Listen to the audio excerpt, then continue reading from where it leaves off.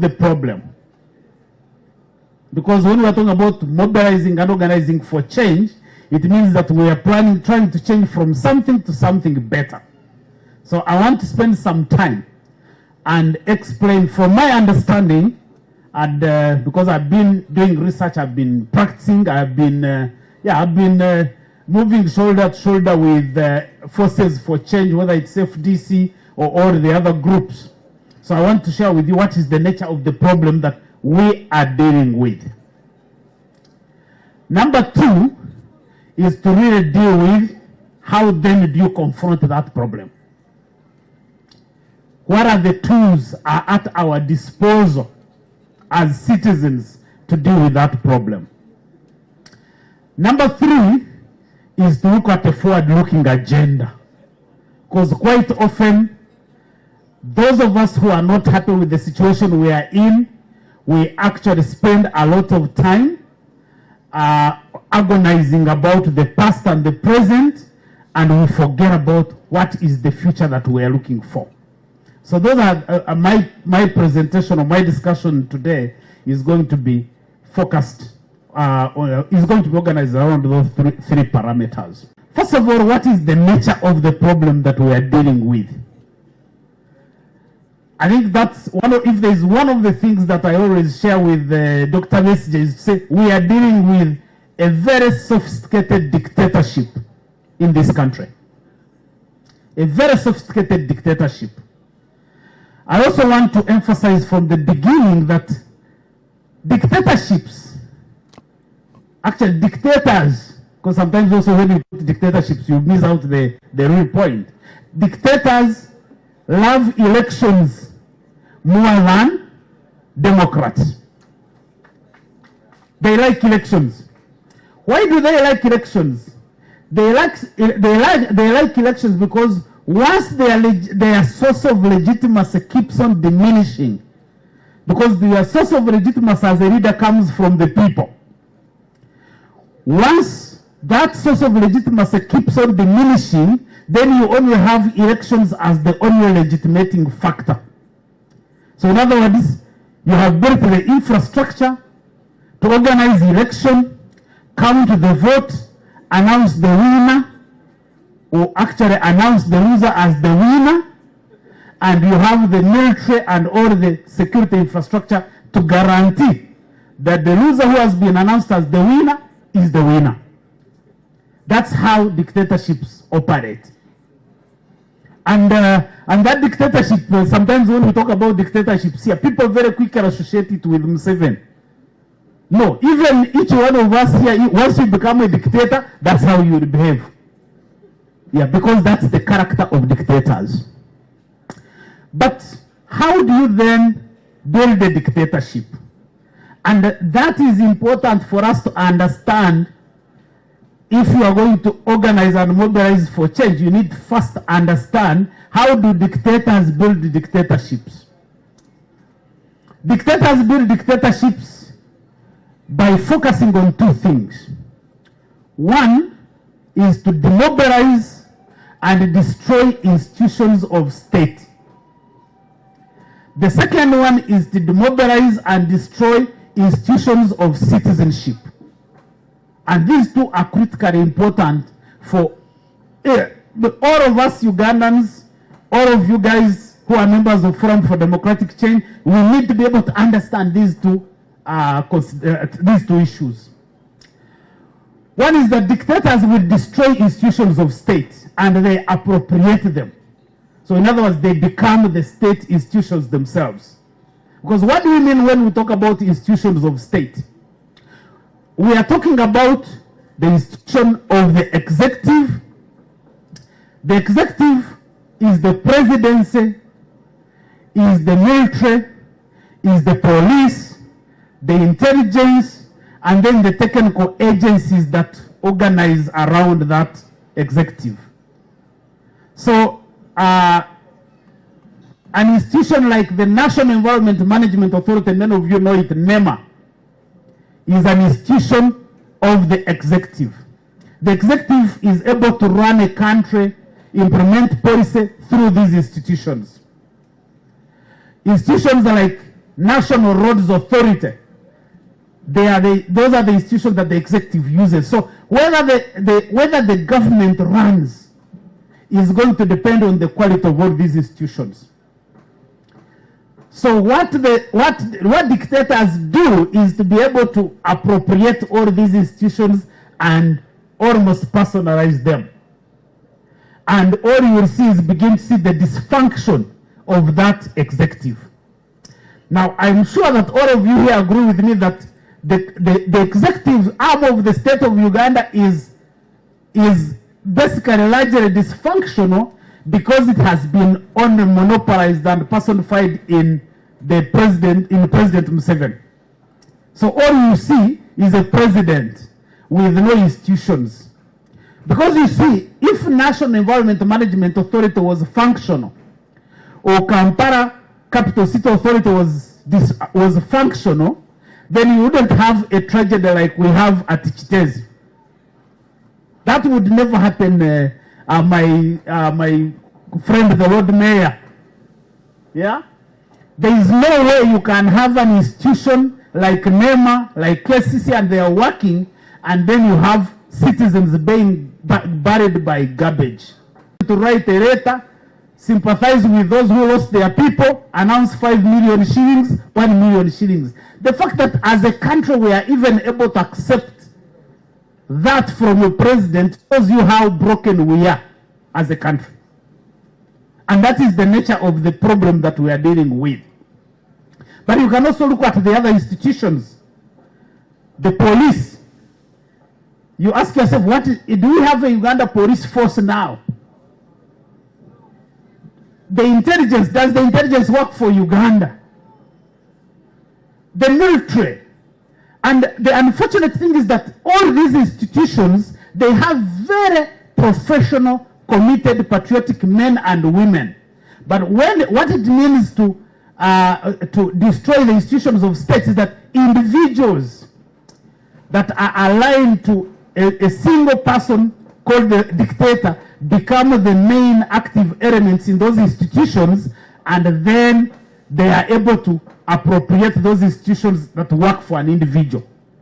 That's basically, that's why you find that you can have the security agencies abduct ordinary citizens, and there is nobody who is accountable, because all those institutions have been captured. And by the way, sometimes when I meet most of you guys who contest for political office, that is part of the problem. Because if you are contesting for an MP anywhere across this country and you are contesting on the FDC ticket or the ANT ticket or the NUP ticket, you are not only contesting against the other candidates from NRM, you are also contesting against the police, against intelligence, against even the LOCs that probably are paid by your tax money. So that's the crisis that you are dealing with. So sometimes you choose to go and contest because you want to be an MP, but actually your opponent is more than just a person that you are seeing, because all the resources of the state have been organized and mobilized against you. Then we have the legislature, where Ibra and all the others belong. And all of us, most of us who have been here know that the legislature that we have to do today is a parliamentary of people who are also trying to survive like all of us. Yeah? I mean, I don't sit back in my house, even in my office, and I say, I have some MPs that are going to look out for me as a Ugandan and make sure that the policies that are enacted, the laws that are enacted, they are going to, they're going to help me. So in other words, that institution has been enacted. I also need to mention that you can't have a parliament where a speaker is accused of robbing money from Ugandan taxpayers, and the speaker is sanctioned internationally, she can't travel, and still you keep that person as the speaker. That only demonstrates you the brokenness of the system that we have. That as a country, that is your speaker. And by the way, sometimes when we talk about this, it's not to condemn someone like Speaker Anita Mwanga as a criminal, because that is the job of courts. But good practice requires that if you are a politician and these kinds of allegations are levied against you, it means that you have to be able to resign and allow the processes of the due process to take place. But the fact that you have a parliament headed by the speaker of the quality that we have, and then you have the legislators, the way they operate, with all due respect, some of the fine gentlemen and women that are there, and I think we have to congratulate you, the FDC, because at least some of your MPs are the ones that have tried to hold the line. So at least that one we can give them credit for us. I mean, we interact with all these MPs and you feel like, okay, these ones are also survivors like all of us. Because sometimes we think that they are going to solve our problems. This one, they can't. The MPs cannot solve our problems. At the end of the day, we are the ones who are supposed to solve our problems. The judiciary, that's the other important institution of state. The judiciary, I am a lawyer, and so I hold a lot of respect for judicial officers, but you also see that they are operating under severe stress because of the system that has been created. So as lawyers, we are supposed to be very proud people. Elias, you know how lawyers, we like ourselves. Eh? We consider ourselves serious, we consider ourselves courageous. But then you look at I was talking to people, I said this judgment that came out on the what do you call it? You call it which award? The service award. You see this is a young lawyer who is a judge. He writes a judgment that contradicts itself all over. And then you realize that this is a person that is acting under tremendous pressure. And so sometimes we have to sympathize with them. And I think, as Dr. Bessie always calls upon us, it is our job to liberate those institutions. Because it's not going to be done by someone. Nobody is going to come and deliver to us a functional, credible, and independent judiciary. We are the ones to fight for it. Nobody is going to deliver to us a functional and independent parliament. We are the ones to fight for it, because this is about our country. This is about our country, and the fight you guys have been leading really is something that we have to be able to build on and strengthen. I track education data. And so every time I come from Ntungamo. Now Ntungamo is supposed to be one of those places that are okay. You know the way Uganda is organized. Eh? If you are coming from Ntungamo, those of us who come from Western Uganda, we are expected to be okay. Yeah, of course, a few of us are okay. I cannot deny that even in the current circumstances, I can say I am okay. So in other words, I have the luxury, or a few of us have the luxury of sitting back and relaxing, because we don't have to worry about these problems or people facing problems. But some of us were brought from backgrounds that you can't sit back. That's because you are a successful lawyer, you have some money. Normally it is not even a lot, but we pretend that we have a lot of money. And then you sit back and say, I'm okay. So every time I've gone to Ntungamo, I go and look at the children around the village. All the kids are scattered all over the village.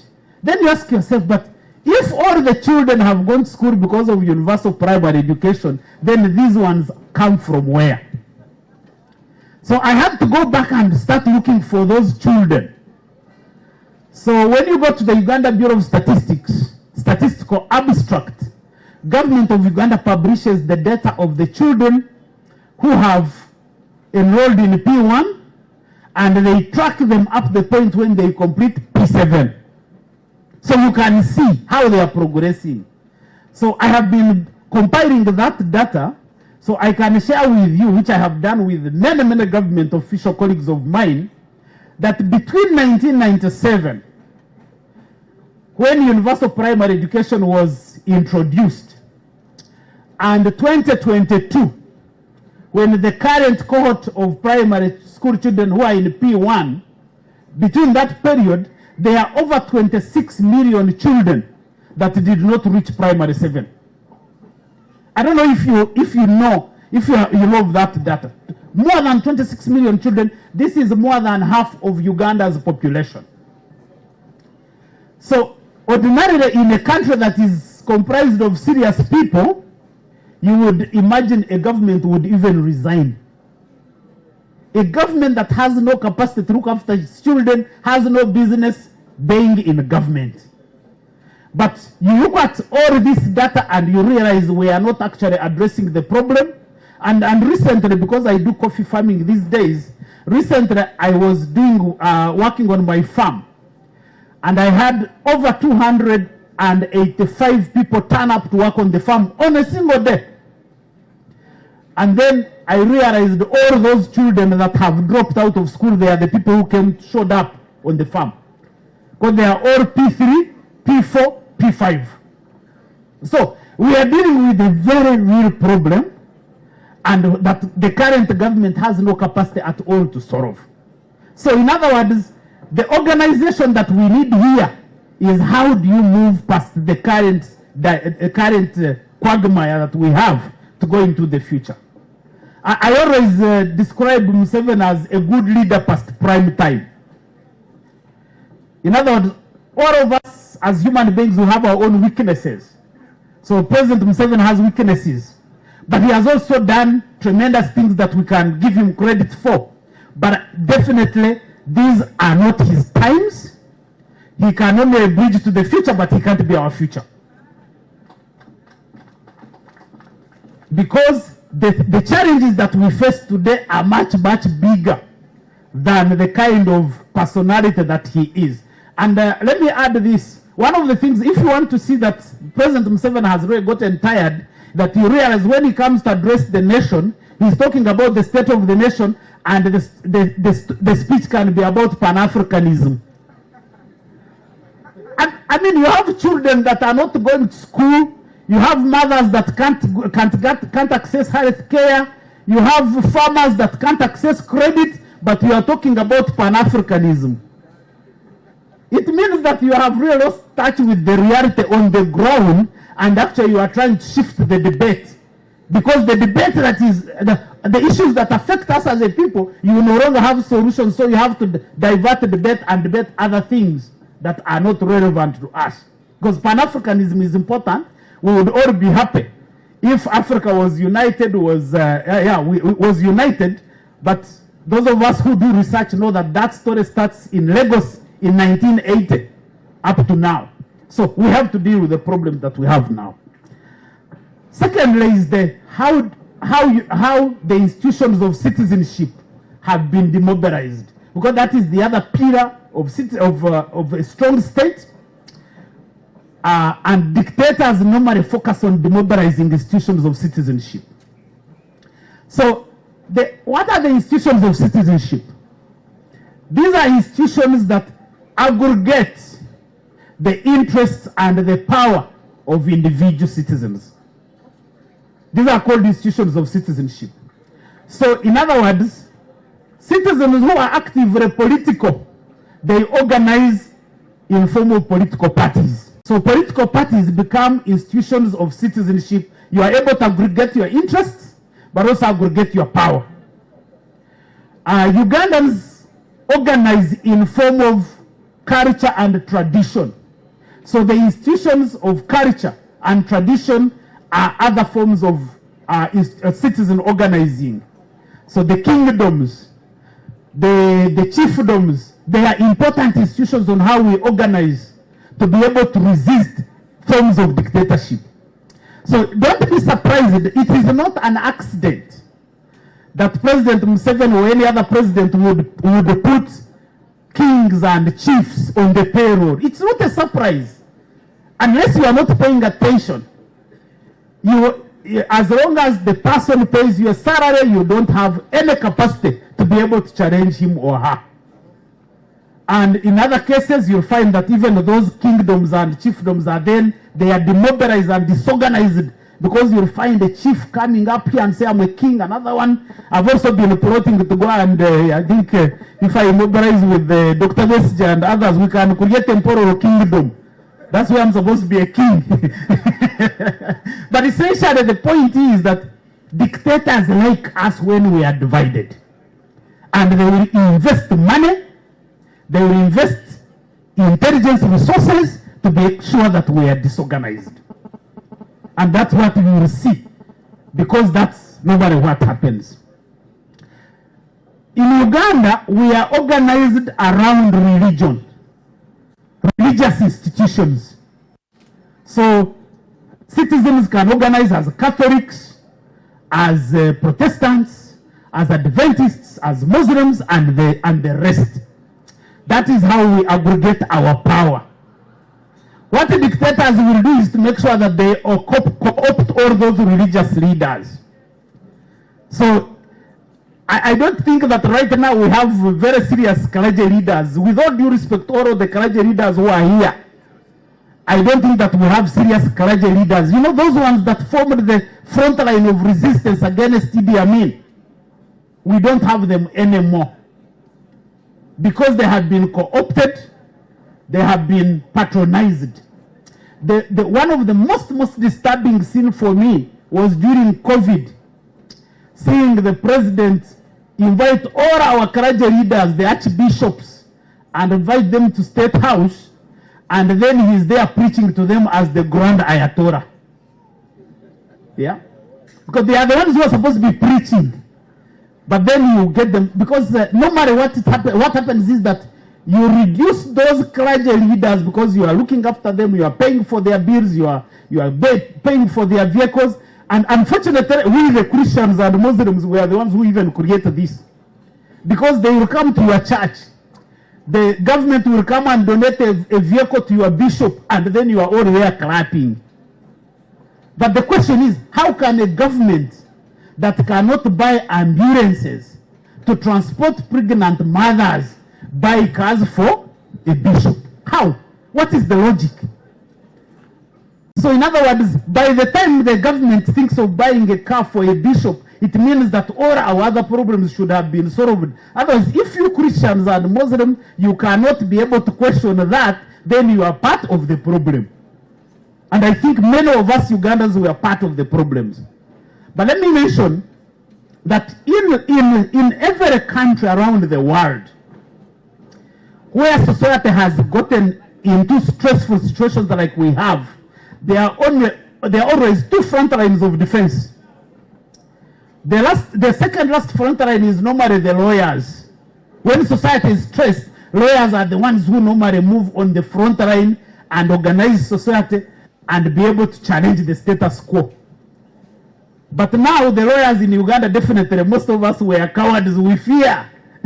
Lawyers we are not supposed to fear.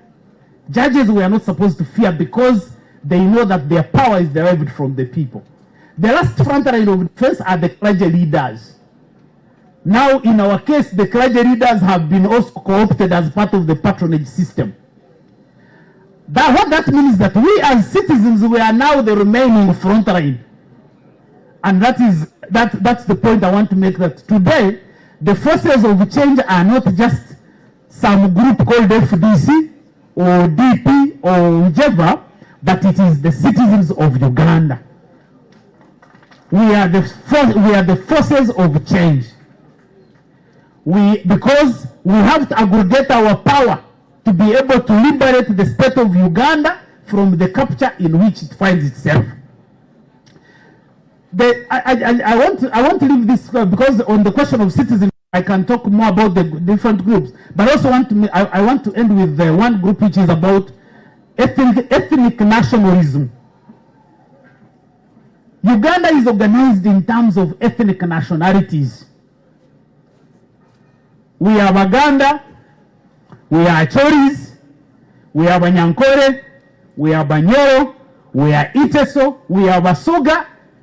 Let me tell you that even by the way, after Museveni, if you don't have strong pillars, regional pillars, you still will have another dictator, by the way. That is the other point that we need to understand. Because sometimes we feel like if Museveni left, our problems are solved. No, they won't be solved.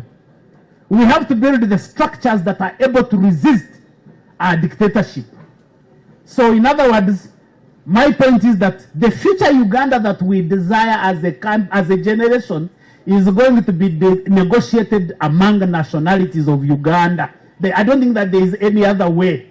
Nobody should tell you a lie that some men and women of wisdom are going to come and solve our problems unless we are involved ourselves.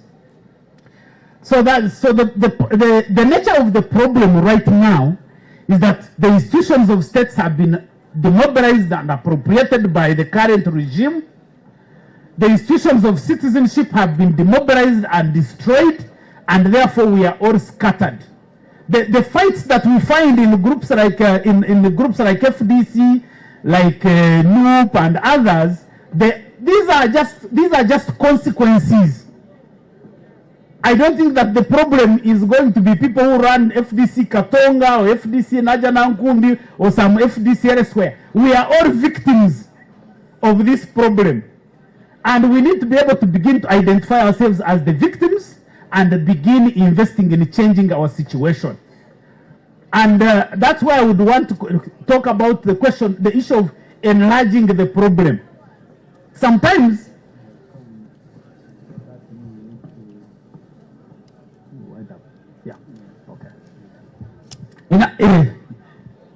so 5 minutes I can wind up. Yeah. So in other words, once you have a problem like we have now in Uganda, we need to be able to enlarge it and be able to build a bigger tent in which every citizen feels comfortable to be able to engage in the fight for a better country that we have. So as I wind up, let me now talk about what we need to be doing. I think that as a people, we need to do 3 specific things that need to take us into the future. One is that we have to define a forward-looking agenda. We have to move out of our current situation and begin to define a future where we are in charge. Because that future, why this is important, that as citizens, we need to be able to frame a debate that leaves Museveni where he is. And we go into the future, and if he wants to come with us, he normally will come. So we need to be able to think of what's the conversation we should be having. Because we are spending a lot of time as a country discussing President Museveni. If we are not discussing President Museveni, then we are discussing his sons. And that is very unfortunate. So FDC can be the party that helps us to move beyond this discussion of the individuals and focus on a policy, content-driven discussion about how do we provide a quality education for our children, how do we provide a quality health care for our people, how do we make sure that the economy works for everybody, how do we make sure that we are able to make interventions that make the environment more adaptive so that it doesn't destroy us the way it's doing. And normally that kind of politics is not very easy, because the people who want to control you and manage you are going to keep on drawing you back into discussing the current situation. So you have to have a leadership. You have to have a team of thinkers that are not really doing just the real politics, but they are thinking about the future and make sure that the organization is discussing how the Uganda of the future is looking like. Because all the young people that I see here, they are really not bothered about the Uganda of the 70s and the 80s that most of us lived. They are worried about the future that we are building for ourselves and for our children. So the question is, or the point is that FDC as a party needs to invest in being the leader that shapes the debate of the future. My view is that if you do that, then the Ugandans who are yearning for change, Ugandans who are yearning for a different future, they will definitely be attracted to a discussion like that one. Number two is that we need to be able to build organizations that are embedded in these structures that have been captured by the regime. Are we engaging the Uganda police, the officers and the officers of the Uganda police, the officers of the men and women in the UPDF, the intelligence? Are we structured as an organization to be able to make sure that we win the trust of all these people to see that actually the fight we are involved in is their fight? It is not a fight against them, but a fight for them. Because all these people in the military, in intelligence, in police, and other institutions of government, they all face the same problems that we face. They take their children to the same schools. They take their relatives to the same health centers, and we need to be able to deal with that. Finally, is how we move past the differences and the conflicts that we have, the fights that we have as citizens. I think as a country now, we are still lacking the leadership that moves us beyond the petty fights that we have, whether it is within political parties. Those fights exist within the civil society. They exist within academia. Because some of you guys who are engaged in politics, you are always really bashed that because the FDC, they are fighting amongst themselves. These ones are fighting themselves. Let me tell you guys, don't be embarrassed, because those fights are taking place everywhere. In every segment of our society, those fights are happening, and all we need to do is get an organization like FDC, which has been here and it has been tested, and let it take the charge and lead, and be able to begin to enable us as a people move past our petty differences so that we can focus on the long-term strategy of transforming our country and building a country that works for everybody, that accommodates everybody. Finally, we're a country that has gone through a lot of stress. We are, almost, the violence that has been unleashed on our people is so traumatizing. There are people who have stolen from us. There are people who have annoyed us. There are people who have injured us. But the Uganda of the future must involve how do we reconcile and forgive those who have treated us unfairly, so that we can shift Uganda to the future.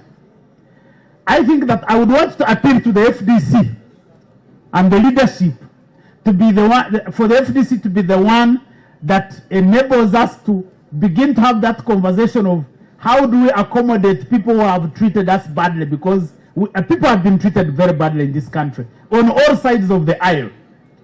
But then for us to be able to build the future that we want as a country, we have to be able to find ways of accommodation of these people. How do we make sure that, can President Museveni come and address the FDC? Would you allow him to come and address the FDC, or you would just shout him down? So I am hoping that moving forward, we need to carry the message that says, President Museveni, your time is up. And I'm sure he also knows it. Yeah, he knows the time is up. Well, yeah, he's even said it actually. But also when you see how he's really also trying to touch here and there, he no longer has a coherent agenda of how to take this country forward. And probably, probably, of course, he's also he's an elder statesman. He has done his part. I want you guys to acknowledge that Museveni has made his contribution. There are many people that I always, when I meet many NRM people, let me just end with that. I meet many NRM people. They are my friends. all of them look at Dr. Besigye and say, this man is a problem. He doesn't want to leave power. How come he has not left this? And I tell them, I said, one thing, we can all claim everything. But I'm now 56 years and I've been around. I keep on telling them, I said, I don't think that as of now, there is no single individual who has contributed to the democratization of Uganda as Dr. Besigye. Well, you can love him or hate him, you can do what, but you know, these are people who are consistent. People who analyze the problem and you can see it. So it's the same thing that I say of President Museveni and say, this man, no matter his deficiencies, because all of us have deficiencies, he has made his contribution to Uganda, but we all have to encourage him to just let go, and so that we can move into the future, because I think he's now the blockage to us moving into the future. You have to be able to encourage him, even in your organization. You have to be able to figure out, how do we recognize that this is a gentleman who has done his part, he has done very many good things. We can overlook the bad things because we want to go into the future. And I want to leave you with a message that says, as a country, Uganda is a beautiful country. It's an endowed country. We have the capacity and the potential to create the best good for the biggest percentage of our population, and that's what we should focus on. So I want to leave you with a message to say, let's look at the future. All the challenges that we have faced in the past and up to today, they are just challenges. Let's figure out how to overcome them and move into the future where we say we are moving as Ugandans. As you always say, one Uganda. Thank you very much for listening to me.